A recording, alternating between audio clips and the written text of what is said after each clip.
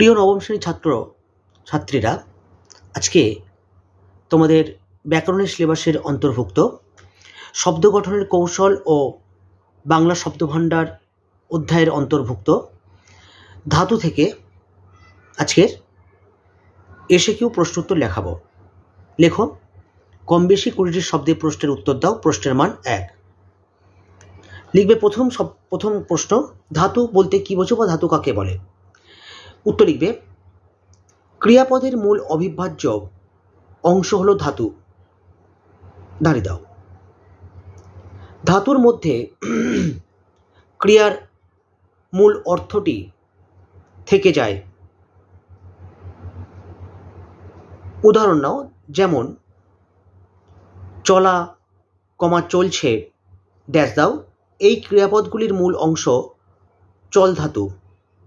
দাঁড়িয়ে দাও। এবারে লিখবে, মৌলিক ধাতু কাকে বলে? উত্তর লেখো, যে সমস্ত ধাতুকে বিশ্লেষণ করা যায় না কিংবা করলেও কোনো প্রত্যয় পাওয়া যায় না, কমা দাও, তাদেরকে মৌলিক ধাতু বলে। যেমন বল, দেখ, খা ইত্যাদি। পরের প্রশ্ন লেখো, নাম ধাতু কাকে বলে? উদাহরণ দাও। উত্তর লিখবে,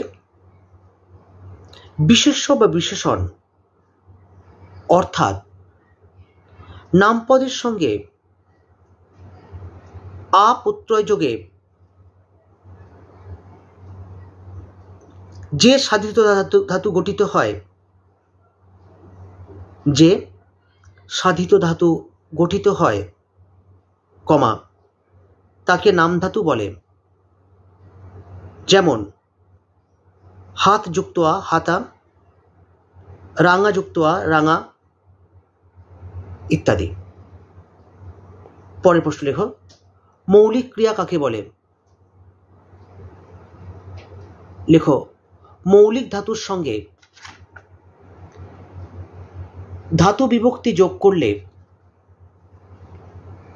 তাকে মৌলিক ক্রিয়া বলে। যেমন কর যুক্ত ইল সমান করিল।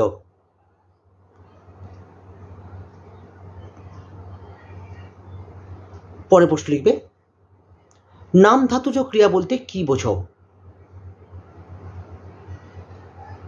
উত্তর লিখবে, নাম ধাতুর সঙ্গে ধাতু বিভক্তি যোগ করলে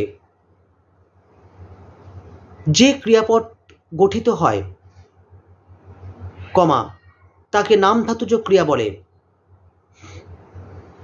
যেমন বিষাযুক্ত ইল সমান বিষাইল।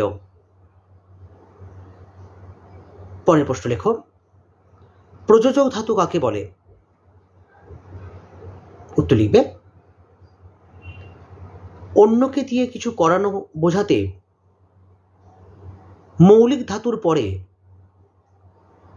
আ প্রত্যয় যোগে যে সাধিত ধাতু গঠিত হয় তাকে প্রযোজক ধাতু বলে।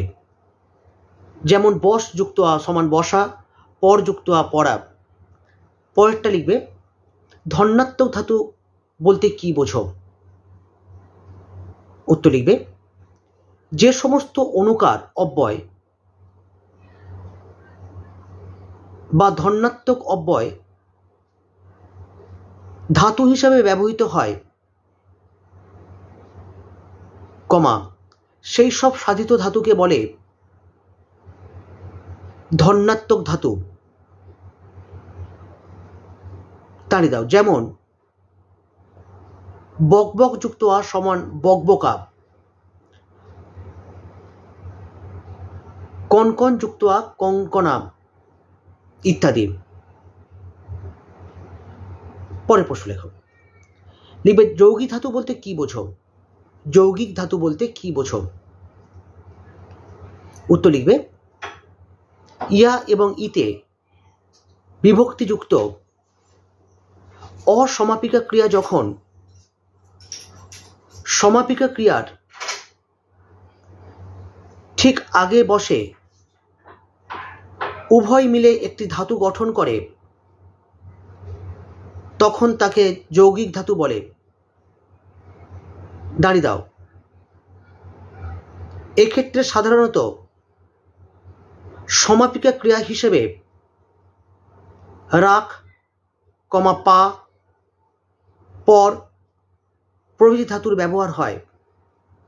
দাঁড়িয়ে দাও। পরে প্রশ্ন লেখো, পঙ্গু ধাতু বলতে কি বোঝো?